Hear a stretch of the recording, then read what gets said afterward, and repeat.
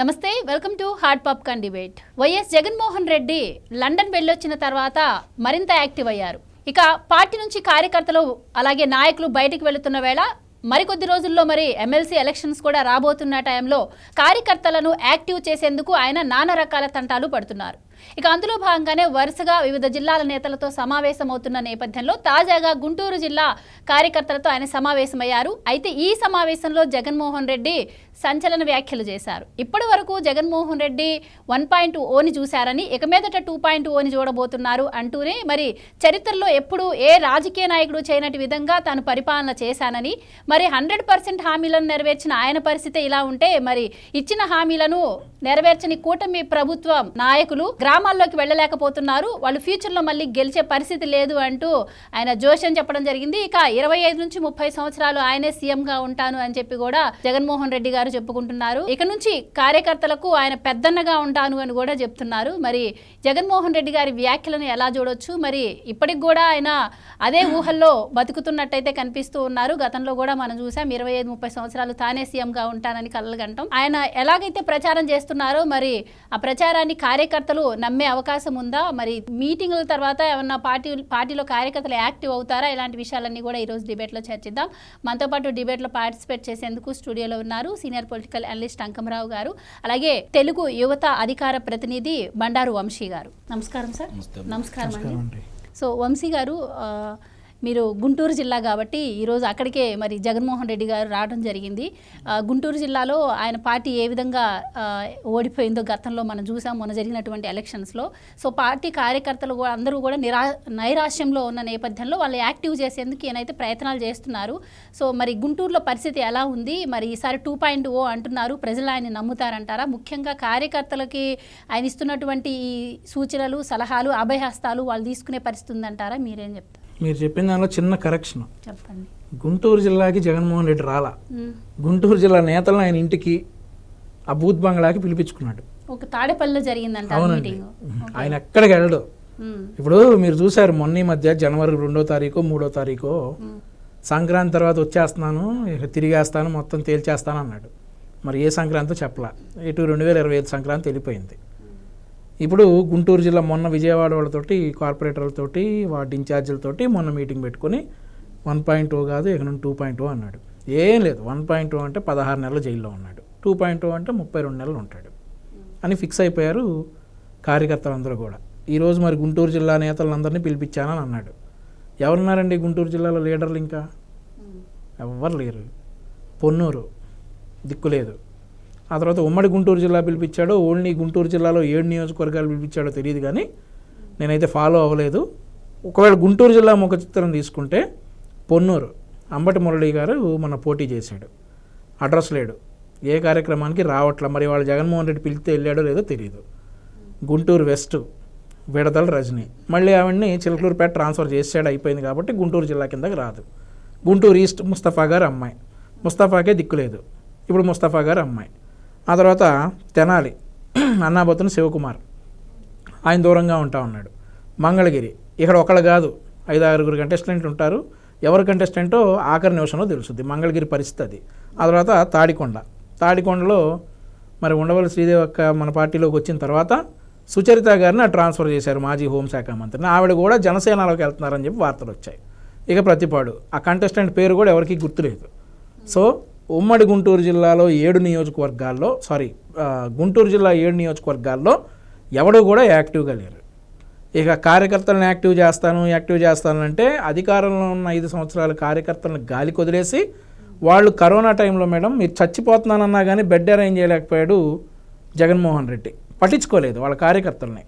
అదే తెలుగుదేశం పార్టీలో ఎన్టీఆర్ ట్రస్ట్ తరపున ఈచ్ అండ్ ఎవ్రీ హాస్పిటల్ని ఈ సమన్వయం చేసుకుని ఒక కాల్ సెంటర్ ఏర్పాటు చేసి ప్రజలు ఎక్కడ ఇబ్బంది పడినా కానీ బెడ్లు ఏర్పాటు చేసి కార్యకర్తల్ని ప్రజల్ని కాపాడుకున్నటువంటి పార్టీ తెలుగుదేశం పార్టీ. ప్రతిపక్షంలో ఉండగా ఎవడు జైలుకి వెళ్ళినా కానీ లీగల్ అసిస్టెన్స్ నుండి ఆ కార్యకర్త ఇంటికి వచ్చే వరకు ఫైనాన్షియల్ ఎయిడ్ కూడా ప్రొవైడ్ చేసినటువంటి పార్టీ తెలుగుదేశం పార్టీ. ఈరోజు ఆ పార్టీలో ఉన్న కార్యకర్తలు ఆలోచించుకోవాలి, నేను కార్యకర్తలకి అండగా ఉంటాను అని అంటున్నటువంటి జగన్మోహన్ రెడ్డి ఇదే గుంటూరు జిల్లాలో 10ల సంఖ్యలో అసభ్యంగా మాట్లాడి అసభ్య పోస్టులు పెట్టి అసత్య ప్రచారాలు చేసి ఉన్నటువంటి కార్యకర్తలు జైల్లో ఉంటే ఎంతమంది కుటుంబాలను కలిచాడు, ఎంతమందిని బయటికి తీసుకొచ్చాడు? లేదు. ఎందుకు తీసుకురాడంటే వాళ్ళు తప్పు చేశారు, ఇతను వాళ్ళ తరపున పబ్లిక్గా వెళ్ళలేడు. ఆ తర్వాత కార్యకర్తలను గాలికి వదిలేసిన పార్టీ జగన్మోహన్ రెడ్డి పార్టీ. ఈరోజు నుంచి నేను 1.0, నేను 2.0 ఇక నేను చూపిస్తానంటే మా నాయకుడు నారా లోకేష్ గారు ఆల్రెడీ చెప్పారు, 1.0 నుండే ప్రజలు ఇంతవరకు తేరుకోలేదురా బాబు, ఇక నువ్వు 2.0 అంటున్నావు అని చెప్పేసి. ఆంధ్రప్రదేశ్ రాష్ట్రంలో రాష్ట్ర వ్యాప్తంగా జగన్మోహన్ రెడ్డి బాధితులు ఉన్నారు. కానీ గుంటూరు జిల్లాలో అత్యధికంగా బాధితులు 33,000 మంది రైతులు జగన్మోహన్ రెడ్డి బాధితులు ఉన్నారు. కాబట్టి గుంటూరు జిల్లా వరకు నా జిల్లా కాబట్టి నేను స్పష్టంగా చెప్తా ఉన్నా, జగన్మోహన్ రెడ్డికి గుంటూరు జిల్లాలో నేను 29లో అయితే కంటెస్ట్ చేయడు అని చెప్పేసి నేను ఘంటాపథంగా చెప్తా ఉన్నాను. జగన్మోహన్ రెడ్డికి గుంటూరు జిల్లాలో ఏ ఎన్నికల్లో పోటీ చేసినా కూడా 0. అండ్ ఇంకోటి, మీరు ఇప్పుడు ఎమ్మెల్సీ ఎలక్షన్స్ జరుగుతూ ఉన్నాయి, ఎందుకు బాయ్కాట్ చేశాడండి జగన్మోహన్ రెడ్డి? మేము అప్పుడు ప్రతి ఎలక్షన్ పార్టిసిపేట్ చేశాం కదా, ప్రతి ఎన్నికలో మేము పాల్గొన్నాం, మేము సరే ప్రజలు ఇచ్చిన తీర్పును అంగీకరించాం. ఇతను ఎందుకు బాయ్కాట్ చేశాడు ఎమ్మెల్సీ ఎలక్షన్? ఇతను భయపడి ఎమ్మెల్సీ ఎలక్షన్ కాదు కదా, ఇక ఏ ఎలక్షన్ వచ్చినా కానీ ఏ నియోజకవర్గ ప్రజలు ఇతను ఆదరించే పరిస్థితి లేదు. కాబట్టి ఈరోజు అంటే గతంలో నీటి సంఘాల ఎన్నికలు జరిగినప్పుడు కూడా వాళ్ళు ఇలానే చేయడం జరిగింది. అంటే కూటమి ప్రభుత్వం చట్టాన్ని చేతిలో పెట్టుకుని పోలీసుల్ని అసలు చట్టాన్ని చేతిలో పెట్టుకునే బ్రాండ్ అంబాసిడర్ జగన్మోహన్ రెడ్డి. ఇక వాటి గురించి అతను ఎంత తక్కువ మాట్లాడితే అంత మంచిది. ప్రజలందరూ చూశారు 2020లో ఎన్నికలు ఆపితే, ఎలక్షన్ కమిషనర్ అప్పుడు నిమ్మగడ్డ రమేష్ గారు ఎన్నికలు ఆపితే నువ్వు కమ్మోడివి కాబట్టి ఎన్నికలు ఆపుతావా అని అడిగారండి. మరి ఈ చట్టాన్ని చేతుల్లో తీసుకుంటే, ఎందుకంటే అప్పటికే అన్ని ఏకగ్రీవాలు చేసుకున్నారు, బెదిరించి దౌర్జన్యాలు చేసి ఏకగ్రీవాలు చేసుకొని ఈ కొన్ని మిగిలిపోయినటువంటి ఎన్నికల్ని కరోనా దృష్ట్యా ఆపితే కులాన్ని తీసుకొచ్చి ఆ కులాన్ని ఒక వైరస్తో పోల్చి అంత హేళన చేసిన వీళ్ళు చట్టాన్ని చేతుల్లో తీసుకోవటాల గురించి వీళ్ళు మాట్లాడాలి, జనం వినాలి. ప్రజలందరికీ తెలుసు ఏంటనేది. ఈయన ఏ జిల్లా నాయకులతో సమీక్షలు పెట్టినా ఈయన పెద్ద పొడిచేదేం లేదు. ఇతను ఇంట్లో నుంచి బయటికి రాడు. ఇతను నమ్ముకున్నటువంటి కార్యకర్తలు బలైపోవడం తప్పితే వేరేది లేదు. రైట్. ఇప్పుడు కార్యకర్తలకు పెద్దన్నలాగా ఉంటాను అంటున్నాడు జగన్మోహన్ రెడ్డి గారు. గతంలో నేను కరోనా వచ్చింది, 2.5 years రాష్ట్రం అంటే అప్పుల్లో ఉండిపోయింది. సో అయినా నేను డీబీటీ ద్వారా 2.71 లక్షల కోట్లని ప్రజలకు నేను అందించడం జరిగింది. సో ప్రజలను పట్టించుకున్నాను కానీ మిమ్మల్ని పట్టించుకోలేకపోయాను అంటున్నారు. సో ఇది అసలు ఎలా మనం అర్థం చేసుకోవచ్చు? ప్రజలను పట్టించుకున్నాను 5 సంవత్సరాల్లో ఏ రోజున జగన్మోహన్ రెడ్డి ప్రజల్లోకి వచ్చారంటారా? అసలు ప్రజల్ని ఏ విధంగా ఆయన పట్టించుకున్నారంటారు? ఎలా చూడొచ్చు? ఇప్పుడు జగన్మోహన్ రెడ్డి చెప్పేదానికి చేసేదానికి అసలు వ్యత్యాసమే ఉండదు. అతను మొట్టమొదటి కూడా అదే అనుసరిస్తూ ఉన్నాడు.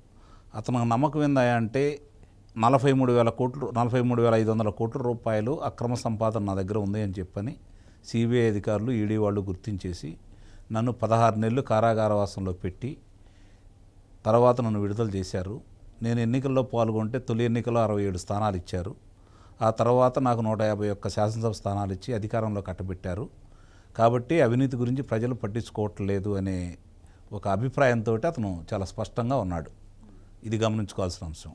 రెండోది, 2014 నుంచి 2019 వరకు తెలుగుదేశం ప్రభుత్వం, భారతీయ జనతా పార్టీ కూటమితోటి 4 సంవత్సరాలు పరిపాలన చేసినప్పుడు, ఆ తర్వాత చివరి సంవత్సరం తెలుగుదేశం పార్టీ ఒంటరిగా ఉన్నప్పుడు కూడా రాష్ట్రానికి కావాల్సినటువంటి, అంటే ఎవరికైతే నీటి వనరులని మెరుగుపరచడం కోసం 63,000 కోట్ల రూపాయలు ఖర్చు పెట్టిన విధానం కావచ్చు, లేదంటే తెలుగుదేశం పార్టీ రైతుల కోసం చేసినటువంటి కార్యక్రమాలు కావచ్చు, ముఖ్యంగా అతని ప్రాంతమైనటువంటి రాయలసీమలో ఆ రోజు డ్రిప్ ఇరిగేషన్ కావచ్చు, బిందు సేద్యం కావచ్చు, వీటికి సంబంధించినటువంటిది ఎంతో మేలు చేసినా కూడా, అంటే ఎస్సీలకు కావచ్చు, ఎస్టీలకు కావచ్చు 100% రాయితీలు ఇచ్చి డ్రిప్స్ సంబంధించింది, అలాగే మిగిలిన వాళ్ళకి 90% రాయితీలు ఇచ్చి అక్కడ హార్టికల్చర్గా దాన్ని అభివృద్ధి చేసే కార్యక్రమంలో ఏ విధంగా ముందుకు తీసుకెళ్లారు.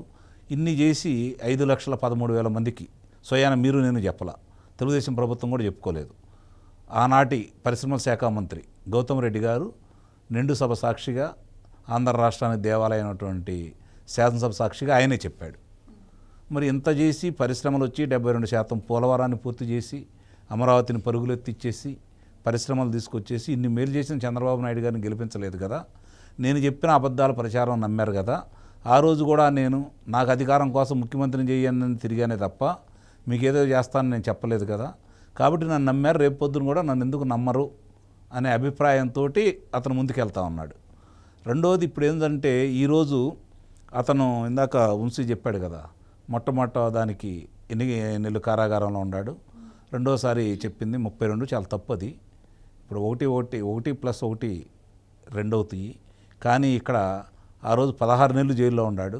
ఇప్పుడు సంబంధించినంతవరకు నాకు తెలిసి ఈ ప్రభుత్వం కావచ్చు, కేంద్ర ప్రభుత్వం కావచ్చు, లేకపోతే ఆదాయ పన్ను శాఖ వాళ్ళు కావచ్చు, ఈ అంశాలన్నీ బయటికి తీసుకొచ్చి అతను చేసిన దురాఘాతాలు, అక్రమాలు కావచ్చు, దోపిడీలు కావచ్చు, హత్యలకు సంబంధించిన విషయాలు కావచ్చు, ఇవన్నీ బయటికి తీసుకొస్తే మరో జన్మంటూ ఉంటే ఆ జన్మకు సరిపడా శిక్ష పడే విధమైనటువంటి నేరాలు ఘోరాలు అతను చేశాడు.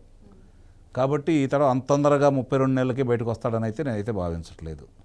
ఇవన్నీ గుర్తించిన వ్యక్తి ఈరోజు కార్యకర్తల్ని మనోనిబ్బరం నింపడం కోసం అని చెప్పని మరి ఈ రాజకీయ పార్టీలకు సంబంధించిన వాళ్ళందరూ అయితే భావిస్తున్నారు. నేనైతే అలా భావించట్లా. అతనిది ఒక వ్యాపార సంస్థ. ఆ వ్యాపార సంస్థ ఏ విధంగా ఆలోచిస్తుంది? వ్యాపార సంస్థ తన పరిశ్రమను మూసేయాలి అంటే ముందుగా అనుకునేది జీతభత్యాలు చెల్లించకుండా కార్మికులకి ఇబ్బంది పెట్టడం, ఆ తర్వాత వాళ్ళు ఉద్యమాల బాట పట్టే విధంగా, ఆ తర్వాత లాకౌట్ ప్రకటిస్తారు, ఆ తర్వాత డైరెక్టర్లు బయటికి వెళ్ళిపోతారు, కంపెనీని మూసేస్తారు. ఇప్పుడు కూడా అట్లానే జరుగుతుంది. తనకు సంబంధించినటువంటి అన్ని విషయాల్లో 2వ స్థానంలో ఉన్నటువంటి విజయసాయిరెడ్డిని అతనే బయటికి పంపించాడని అయితే నేనైతే ఇప్పటికీ భావిస్తున్నాను. ఎందుకంటున్నానంటే ఆ మాట, వాళ్ళ పార్టీ తరపున ఎవరైనా బయటికి వెళ్తే ఆ కార్యకర్తలు కావచ్చు, వాళ్ళ నాయకులు కావచ్చు, ఏ విధంగా మాట్లాడేవాళ్ళు, ప్రసార మాధ్యమాల్లో కావచ్చు, సామాజిక మాధ్యమాల్లో కావచ్చు, ఏ విధంగా విరుచుకుపడేవాళ్ళు మనం చూస్తూనే ఉన్నాం. విజయసాయిరెడ్డి వెళ్తే మరి ఎక్కడన్నా మాట్లాడారా? ఎవరు మాట్లాడట్లేదు కదా. అంటే దీన్ని బట్టి అర్థం చేసుకోవాల్సింది ఏంటంటే అతన్ని పార్టీ మూసేయాలని నిర్ణయానికి వచ్చేసాడు. ఎందుకంటే అదో గౌరవంగా అందరూ బయటికి వెళ్ళారు కాబట్టి నేను పార్టీని మూసేస్తున్నాను చెప్పుకోవడానికి అవకాశం ఉంటుంది. ఉంటే ఇప్పుడు ప్రజల కోసం పోరాటం చేయాలి, పరిశ్రమలు తీసుకొస్తున్నారు, పోనీ వీళ్ళ మీద కక్ష సాధింపు చర్యలు చేపడుతున్నారంటే వాళ్ళు చేయట్లేదు. రఘురామకృష్ణరాజు గారి లాగానో, అచ్చెన్నాయుడు గారి లాగానో, అయ్యన్న పాత్రుడు గారి లాగానో, తోట చంద్రయ్య గారి లాగానో, మాదన్న గారి లాగానో వీళ్ళ మీద ఎవరిలాగా చేయట్లేదు వాళ్ళు. కాబట్టి ఉడికిపోతూ ఉన్నాడు. అట్లానా చేస్తే ప్రజల్లో సానుభూతి సంపాదించుకోవాలని ఆ పనులే వీళ్ళు చేయట్లేదు. పరిశ్రమలు తీసుకురావాలా, ప్రజలకు ఉపయోగపడాలా, రేపు పొద్దున వీళ్ళందరికీ ఉద్యోగాలు వస్తే సంపద పెరిగిద్ది, ఆ విధంగా ముందుకెళ్తున్నారు. చట్టం తన పని తీసుకునే విధంగా ముందుకెళ్తున్నారు. కాబట్టి ఎట్టి పరిస్థితుల్లో కూడా 2029లో ఇందాక వంశీ చెప్పినట్టు 2029లో రాజకీయ పార్టీగా అది ఉండదు. ఎన్నికల్లో పోటీ చేయడానికి వాళ్ళు ఎవరు ఉండరు. ఇది మాత్రం నిస్సందేహంగా వాస్తవం. కాబట్టి ఇవన్నీ జనాన్ని దృష్టి మరల్చాలి అంటే ఎప్పుడో నెలకోసారి వంశీ తప్పు చెప్పాడు. జనవరి కాదు, నవంబర్లో మొట్టమొదటిసారి వస్తా అన్నాడు. తర్వాత నవంబర్ 16, తర్వాత డిసెంబర్లో వస్తా అన్నాడు. దానికి వాయిదా వేశాడు. నువ్వు అన్నట్టు జనవరి, ఏ సంవత్సరం చెప్పలేదు. తర్వాత ఫిబ్రవరి అన్నాడు. ఫిబ్రవరిలో శాసనమండలికి ఎన్నికలు జరగబోతున్నాయి సంగతి తెలుసు. మొన్న ఒక విలేకరు కూడా అడిగారు, ఎప్పుడు వస్తున్నారు మరి సంక్రాంతి అంటే, వస్తానబ్బా టైం ఉంది కదా. అదే అందుకే సంవత్సరం కూడా చెప్పట్లేదు. కాబట్టి ఈ విషయాలన్నీ కూడా దృష్టిలో పెట్టుకుని ఆయన ఒక్కోళ్ళొక్కళ్ళని బయటికి పంపించే కార్యక్రమంలో పార్టీని అంత తొందరగా మూసేస్తే ఇప్పుడు అతను సంపాదించిందంత సంపాదన అంతా విదేశాలకు తరలించారు. మొన్న వెళ్ళి బయటకు వచ్చాడు ఇంగ్లాండ్ నుంచి. ఈ తర్వాత ఈ కొంచెం ఉధృతం అయితే ఇప్పుడు జరుగుతున్న వాస్తవాలన్నీ బయటకు వస్తున్నాయి కాబట్టి ఈ కొంచెం ఉధృతం అయ్యి మళ్ళీ ఏదన్నంటే మళ్ళీ ఏదో కార్యక్రమంలో ఇంగ్లాండ్ వెళ్ళి ఈతడ మాత్రం ఎట్టి పరిస్థితిలో భారతదేశానికి రాడు. అందుకనే కార్యకర్తలతోటి కావచ్చు, వీళ్ళతోటి కావచ్చు, ఏదో ముందు తూతు మంత్రంగా ఇలాంటి కార్యక్రమాలు చేపడుతున్నాడు. నాయకులందరూ వెళ్ళిపోతున్నారు, కార్యకర్తలు వెళ్ళిపోతున్నారు, నేను ఏం చేయాలి, పార్టీ మూసేస్తాను అని చెప్పని అప్పుడు పార్టీ మూసేసే అవకాశం చాలా మెండుగా ఉందని అయితే నా అభిప్రాయం. ఇక్కడ జరుగుతున్న ప్రతి విషయాల్లో కూడా ఒక్కొక్క అంశాలన్నీ అతని మెడకే చుట్టుకుంటున్నాయి. ఏ అంశాన్ని బయట తీసినా కూడా చివరిగా వీళ్ళన్నీ అతని వర్గలే చూపిస్తున్నాయి. ఏ కుంభకోణానికి సంబంధించింది కూడా మొత్తం అతనికే చూపిస్తూనే ఉన్నాయి. కాబట్టి ఈ నుంచి తప్పించుకోవడం అతను వల్ల అయ్యే పని కాదు. ఒక్కోటన్ని వీళ్ళు చట్టబద్ధంగా న్యాయబద్ధంగా కొంచెం ఆలస్యం అవుతుందన్నమాట వాస్తవం. కార్యకర్తలు కొంచెం అసహనంగా ఉన్నమాట వాస్తవం. పైకి చెప్పలేకపోయినా ఇలాంటి వాళ్ళు కూడా అసంతృప్తిగా ఉన్నమాట వాస్తవం. దాంట్లో ఎందుకంటే చాలా బాధలు పడ్డాళ్ళు, చాలా సంతృప్తికరంగా బాధలు పడ్డాళ్ళు వీళ్ళు, జైలుకు పోయిచ్చిన వీళ్ళు, చాలా సంతృప్తికరంగా ఇప్పుడు అక్రమంగా కేసులు బనాయిస్తున్నారు. మేము అధికారంలోకి వచ్చాక చట్టపరంగా బరాయించలేదని అతని బాధ. అక్రమంగా వాళ్ళ మీద కేసులు పెట్టేసి లోనకు తీసుకెళ్ళి వాళ్ళు చేసిన విధంగా వీళ్ళు ఎందుకు చేయట్లేదని వాళ్ళ బాధ. అట్లా చేయబట్టి ఇప్పుడు వంశీ ఏదో అంటే సరే ఇక దాని గురించి వద్దని జరుగుతున్న విషయాలు కార్యకర్తల్లో కావచ్చు, లేకపోతే ప్రజల్లో కావచ్చు, వాళ్ళు ఊహించుకున్న విధానం వేరు. కొంత అలసత్వం కనపడుతుంది, కానీ అది రాజ్యాంగబద్ధంగా మంచిది కాదని నేను ఒప్పుకుంటాను. కాకపోతే కొంతమందికి కొన్ని విషయాల్లో వాళ్ళకి ఏం చేయాలో అన్నీ చూసుకోవాలి. ఆ విధంగా ముందుకెళ్తారని, దోషులను వదిలిపెట్టరని అయితే నేనైతే నమ్ముతున్నాను. ఏదేమైనా రాష్ట్రానికి ఇప్పుడు తీసుకొస్తున్న పరిశ్రమలు కావచ్చు, ఇప్పుడు 6,38,000 కోట్ల రూపాయల చిల్లర ఈరోజు నిధులు తెచ్చుకోవడం కూడా జరిగింది. కేంద్రం నుంచి కావచ్చు, బయట సంస్థల నుంచి కావచ్చు.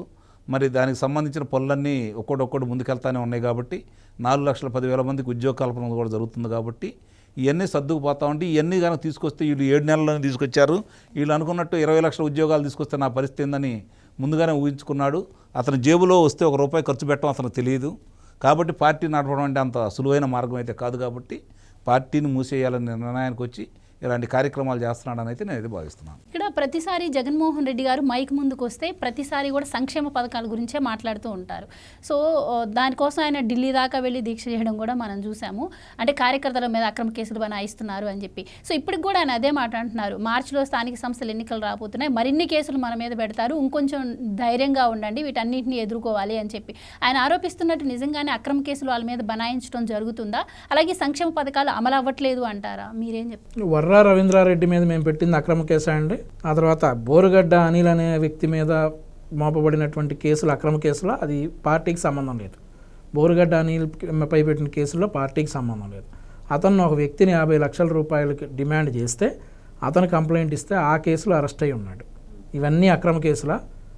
గుర్తుపెట్టుకోవాలి జగన్మోహన్ రెడ్డి గారు, అక్రమ కేసులు అనే విషయాలకు మేము చాలా దూరం. అక్రమ కేసులు పెట్టే ఆలోచన ఉంటే ఈరోజు జగన్మోహన్ రెడ్డి కూడా జైల్లో ఉండేవాడు ఈ పాటికే. ఏది 2004 నుండి 2009 వరకు జగన్మోహన్ రెడ్డి చేసినటువంటి అక్రమాల మీద కాదు, 2019 నుండి 24 వరకు జగన్మోహన్ రెడ్డి చేసినటువంటి అక్రమాలన్నీ కూడా మళ్ళీ కేసులు కట్టడం స్టార్ట్ చేస్తే జగన్మోహన్ రెడ్డికి ఇందాక అంకమరావు గారు అన్నట్లుగా ఒక జన్మ చాలదు, ఎన్ని జన్మలు ఉన్నా కానీ జగన్మోహన్ రెడ్డి జైల్లోనే ఉంటాడు. అక్రమ కేసులు అనేటటువంటి విషయానికి మేము చాలా దూరం. అలాగని ఇప్పుడు జరుగుతున్నటువంటి అరెస్టులు కూడా చట్టబద్ధంగానే జరిగినవే. ఏ ఒక్కటి కూడా కల్పించుకొని అతని మీద కక్ష కట్టి పెట్టినటువంటి కేసులు ఏ ఒక్కటి కూడా కూటమి ప్రభుత్వంలో లేదు. ఇక జగన్మోహన్ రెడ్డి అన్నాడు వచ్చే స్థానిక సంస్థల ఎన్నికల్లో మన మీద చాలా కేసులు పెడతారు అని. ఖచ్చితంగా పెడతాం. చట్టాన్ని ఉల్లంఘించి ప్రజలను ఇబ్బంది పెట్టినా, ఏదైనా అసాంఘిక కార్యకలాపాలకు పాల్పడినా కానీ వాళ్ళు కూటమి పార్టీకి సంబంధించిన వాళ్ళైనా కూడా కేసులు పెడతారు. No doubt. ఇందులో ముఖ్యమంత్రి గారు క్లియర్ ఇన్స్ట్రక్షన్ ఇచ్చారు, ఉప ముఖ్యమంత్రి గారు దీనికి కట్టుబడి ఉన్నారు. ఖచ్చితంగా కేసులు పెడతాం. ఏది చట్టాన్ని ఉల్లంఘించి ఎవడైతే ప్రజలకు అసౌకర్యం కలిగించినా, లేదంటే చట్టబద్ధంగా వ్యవహరించకుండా వాడు ఇష్టం వచ్చినట్లు ఏదైనా అక్రమాలకు పాల్పడినా, ఎన్నికల్లో అక్రమాలకు పాల్పడితే ఖచ్చితంగా కేసులు పెడతాం. జగన్మోహన్ రెడ్డి గారు అదే చెప్పుంటాడు. మనం అక్రమాలకు పాల్పడబోతున్నాం, వాళ్ళు మన మీద కేసులు పెట్టబోతున్నారని జగన్మోహన్ రెడ్డి ముందే చెప్పాడు. వాళ్ళు అక్రమాలకు పాల్పడబోతున్నారు, మేము కేసులు పెట్టబోతున్నాం. ఫ్యాక్ట్ ఇస్ సాల్వ్డ్ అంతే. ఇక ఇందాక అంకమరావు గారు కార్యకర్తలు అన్సాటిస్ఫైడ్గా ఉన్నారు అంటే లేదు అని మీరు ఒక మాట అన్నారు. కానీ ఈ కూటమి ప్రభుత్వం అధికారంలోకి వచ్చిన కొత్తలో మద్యం స్కామ్ని తెర మీదకు తీసుకొచ్చింది. ఈవెన్ ఆయన శ్వేతపత్రం కూడా రిలీజ్ చేశారు అసెంబ్లీలో. కానీ దానిలో వాసుదేవరెడ్డి గారి పేరు వినిపించింది. అప్పటి నుంచి ఇప్పటి వరకు ఆయన అజ్ఞాతంలోనే ఉన్నారు. సో ఎందుకు ఇంత జాప్యం జరుగుతోంది? మరి ఇదే కాకుండా చాలా కేసుల్లో కూడా చాలామంది కార్యకర్తలు కూడా బలైపోయిన సందర్భాలు మనం చూసాం. సో వాళ్ళందరూ కూడా కొంచెం నిరుత్సాహంతో ఉన్నారు అన్న మాటే వినిపిస్తోంది. నిజంగా అలాంటి పరిస్థితి లేదంటారా? చాలా కేసుల్లో కూడా ఇలా 2024 మే 13వ తారీఖు వరకు మాది సింగిల్ ఎజెండా. తెలుగుదేశం పార్టీని, కూటమి ప్రభుత్వాన్ని గెలిపించాలి అనే ఎజెండాతో మే 13 వరకు పనిచేసి ఆఖరి ఓటు వేయించే వరకు కూడా కార్యకర్త అనేవాడు తెలుగుదేశం పార్టీ కోసం కష్టపడ్డాడు. ఆ మాట వాస్తవం. ఇది అందరి కష్టం, అందరి త్యాగంతో వచ్చినటువంటి ప్రభుత్వం, ఒప్పుకోవాలి. జూన్ 4వ తారీఖు ఎన్నికల్లో మేము గెలిచిన తర్వాత కార్యకర్త ఖచ్చితంగా ఆశిస్తాడు, నేను కష్టపడ్డాను కాబట్టి. ఒక స్థాయి నాయకుడు ఖచ్చితంగా గౌరవం ఆశిస్తాడు. ఆ గౌరవం ఆశించేది మొన్న కూడా ముఖ్యమంత్రి గారు చెప్పారు. మనం అందరం కూడా ఆశించే వాళ్ళు ఎక్కువ మంది ఉన్నారు, ఇవ్వాల్సినవి తక్కువగా ఉన్నాయి. నేను ఈ విషయం కేవలం ఈ పదవుల విషయాల్లో చెప్తా ఉన్నా. ప్రస్తుతం కేసుల సంగతి తర్వాత వస్తా. ఆశించే స్థానాలు ఎక్కువగా ఉన్నాయి, ఇవి తక్కువగా ఉన్నాయి కాబట్టి కొన్ని త్యాగాలు, ఆశించే వాళ్ళు ఎక్కువగా ఉన్నారు, ఆశించే స్థానాలు తక్కువగా ఉన్నాయి కాబట్టి చాలామంది త్యాగాలకు సిద్ధం కావాలి అని ముఖ్యమంత్రి గారు చెప్పారు. దానికి మేము కట్టుబడే ఉన్నాం. మాకు boss is always right. Chandrababu Naidu గారి మాటే వేదవాక్కు. ఆయన ఇచ్చిన వాళ్ళని తీసుకుంటారు. ఈయన కార్యకర్త ఎక్కడా కూడా అసంతృప్తిగా లేరు. ఎందుకంటే మేము స్వాతంత్ర పోరాటం చేసినట్టే. 2019 నుండి 24 వరకు తెలుగుదేశం పార్టీలో ఉండి ఈ పోరాటం చేసిన వాళ్ళు ఎవరైతే ఉన్నారో బయటికి వెళ్తే ఇంటికి వస్తారనే నమ్మకం లేదు. అంకమరావు గారు అవునా? ఇంటికి వస్తారనే నమ్మకం లేదు. ఈరోజు నేను చూసుకుంటా ఉంటే నా విషయానికి వస్తే 2 సార్లు నన్ను పోలీసులు గాయపరిచారు. ఇవి నా దెబ్బలు, పోలీసులు కొట్టిన దెబ్బలు ఇవన్నీ కూడా. 2 సార్లు నన్ను అక్రమంగా నిర్బంధించి పోలీసులు నన్ను గాయపరిచారు. వైఎస్ఆర్ కాంగ్రెస్ పార్టీ శ్రేణులు నన్ను అటాక్ చేశారు. మేము బయటికి వెళ్తే ఇంటికి వస్తామనే నమ్మకం మళ్ళీ ఉండేది కాదు. మా పార్టీ కార్యాలయం మీద అటాక్ చేశారు. దొరికిన వాళ్ళని దొరికినట్టు చంపటానికి ప్రయత్నించారు. మీ అందరికీ తెలుసు, అక్టోబర్ 19, 2021 పార్టీ కేంద్ర కార్యాలయం మీద దాడి చేసి మా అందరినీ చంపటానికి కూడా ప్రయత్నించారు. ఎక్కడా కూడా వెనక్కి తగ్గలా. ఇప్పుడు ఆ పరిస్థితులు ఉన్నాయి మేడం ఆంధ్రప్రదేశ్ రాష్ట్రంలో, మీరు చూస్తున్నారు కదా. అలా దాడులు దౌర్జన్యాలు ఇప్పుడు పోలీసులు కానీ లేదంటే తెలుగుదేశం కూటమి శ్రేణులు కానీ ఆ దాడులు దౌర్జన్యాలు ఎక్కడన్నా ఉన్నాయా? ఉండవు. ఎందుకంటే మేమందరం కూడా విజనరీ చంద్రబాబు నాయుడు గారి నాయకత్వంలో క్రమశిక్షణతో ఉన్నటువంటి కార్యకర్తలు. అసంతృప్తి ఉన్నప్పటికీ కూడా చంద్రబాబు నాయుడు గారి మీద గౌరవంతో, చంద్రబాబు నాయుడు గారి మీద నమ్మకంతో ఆయన చెప్పిన మాట వాస్తవం. ఆశించే వాళ్ళు ఎక్కువ ఉన్నారు, ఆశించే స్థానాలు తక్కువ ఉన్నాయి. ఎవరికి ఇచ్చినా కానీ మేమందరం కలిసి కష్టపడ్డాం కాబట్టి మేము సంతృప్తికరంగానే ఉంటాం. ఇక కేసుల విషయానికి వద్దాం మేడం. కేసుల విషయంలో ఈరోజు సోషల్ మీడియా మీరు చూసుకుంటే, మొన్నటి వరకు చూసుకుంటే సోషల్ మీడియా ఎలా ఉండేది? మొన్నటి వరకు సోషల్ మీడియా ఒక బూతు చిత్రంలాగా ఉండేది వైసీపీ సోషల్ మీడియా చూస్తూ ఉంటే. ఈరోజు దాన్ని మొత్తాన్ని కంట్రోల్లోకి తేగలిగాం. ఎవడో కూడా మార్ఫింగ్ ఫోటోలు ఈరోజు పెట్టలేకపోతా ఉన్నాడు. కారణం, మేము క్లీన్ చేసాం సోషల్ మీడియాని, మేము కంట్రోల్లో పెట్టాం. ఎవడైతే అసభ్యకరమైనటువంటి ఫోటోలు పెడతా ఉన్నాడో, ఎవడైతే బూతులు వాడుతూ ఉన్నాడో, ఎవడైతే అసత్య ప్రచారాలు చేస్తూ ఉన్నాడో వాడికి రెడ్ బుక్ ఓపెన్ అయిందన్న సంగతి తెలుసు. ఆ రెడ్ బుక్ విలువేంటో వాళ్ళకి తెలుసు. వాళ్ళు నోరు మూసుకుని ఉన్నారు. ఇక అవి జరగట్లేదు. ఆ తర్వాత కొన్ని కేసుల్లో తొందర పనికిరాదు అనేది మా భావన. అంకమరావు గారు లాంటి వారందరూ కూడా 8 నెలలు అయిపోయింది, ఇంకెప్పుడు ఈ అరెస్టులు ఉంటాయని చెప్పేసి చాలా డిబేట్లో అంకమరావు గారు నన్ను ప్రశ్నించినటువంటి విషయాలు కూడా ప్రస్తావనకు వస్తాయి. కానీ చంద్రబాబు నాయుడు గారి ప్రభుత్వంలో కక్ష సాధింపులు ఉండవు. అలాగని తప్పు చేసిన వాడిని వదిలే ప్రసక్తే లేదు. క్లియర్గా అన్ని సాక్ష్యాధారాలు సేకరించి ఖచ్చితంగా అందరికీ శిక్షలు పడేటట్లయితే చేస్తాం. ఒక్క నిమిషం. ఇప్పుడు సాక్షి దినపత్రిక ఉంది, సాక్షి ప్రసార మాధ్యమం ఉంది. నేను అన్ని కౌంట్ చేస్తూ ఉన్నా. ఇప్పటికి 42 సార్లు ఈ ప్రభుత్వం చేసిన మంచి పనులకి ఒకేకరిస్తూ చూడటమే కాకుండా, ఇందాక అన్నాడు కదా, ప్రసార మాధ్యమాలలో కాకుండానే సాక్షి దినపత్రికల్లో చంద్రబాబు నాయుడు గారిని వివిధ రకాల చిత్రీకరిస్తూ సాక్షి దినపత్రికలో వాడు ప్రచురించారు. ఏమి చర్యలు తీసుకున్నారు? దాని మీద మీరు ఇంతవరకు ప్రభుత్వ పరంగా కావచ్చు, పార్టీ పరంగా కావచ్చు, ఏ విధంగా ముందుకెళ్తున్నారు? ఎందుకు చెబుతున్నా అంటే సాక్షి గురించి, మిగిలిన గురించి చెప్పట్లా. సాక్షి దినపత్రిక కావచ్చు, సాక్షి ప్రసార మాధ్యమం కావచ్చు, వాళ్ళు నిబంధనలకు ఉల్లంఘించారు, వాళ్ళకి అనుమతులు లేవు, పొడిగించడానికి అనుమతులు లేవు అని చెప్పని దాన్ని ఆపేసిన తర్వాత దాంట్లో పనిచేసే సిబ్బంది అందరూ కలిసి వెళ్ళి న్యాయస్థానానికి వెళ్ళి మా కొట్టొద్దండి మీరు అనుమతించండి అని చెప్పి బతిలాడుకుంటే న్యాయస్థానం ఇచ్చింది. మరి ఇంకా వికృతంగా చేస్తున్నప్పుడు దాని గురించి మీరు ఎందుకు పట్టించుకోవట్లేదు? ఆ పత్రికని మూసేయించడానికి ఇంతవరకు ఏం చర్య తీసుకున్నారు? మీరు చెప్పినట్టు 42 సార్లు నేనైతే కౌంట్ చేయలేదు. నేను చేశాను, వరుసనే చేసుకుంటూ వచ్చాను ఇప్పుడు దాకా. 42 సార్లు మేమైతే కౌంట్ చేయలేదు. కానీ సాక్షి పత్రిక నిబంధనలు ఉల్లంఘించిన ప్రతిసారి ప్రభుత్వం నుండి రిజైండర్ ఇస్తానే ఉన్నారు.